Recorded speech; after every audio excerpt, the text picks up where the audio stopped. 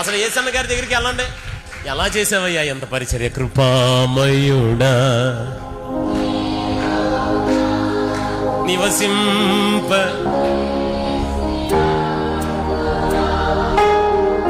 మళ్ళీ అడగండి, ఎక్కడదయ్యా ఈ సంవత్సరం కూడా ఎదిగిపోయావు? కృపలను ఆయుష్కాలమంతా కృతజ్ఞతతో స్తుతింతు.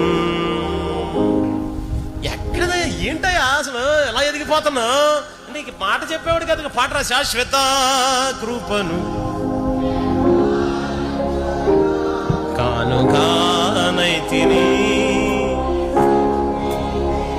అయ్యి బాబా ఇంకా ఎదిగిపోతున్నావు, ఎలా అసలు ఏంటయ్యా? కృపా సత్య సర్వలోకానికే చక్రవర్తి. మళ్ళీ అడుగు, ఎలా ఎదుగోయ్యా ఈ సంవత్సరం? నీ కౌగిలి నన్ను దాచనే, నీ త్యాగమే నన్ను దాచ, నీ కృపయే ఈ పరిచర్యను. ఎలా చేస్తున్నావయ్యా? అసలు ఏంటయ్యా అసలు ఈ పరిచర్య? ఊహించలేనే, కోపించుచునే.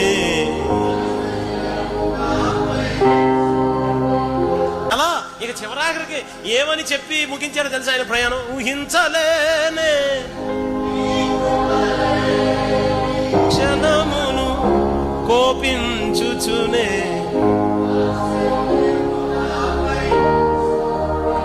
ఆఖరి మాట కాదే, లోక మర్యాదలు గతించిపోవునే, ఆత్మీయులతో అక్షయానుబంధం అనుగ్రహించి అందుకే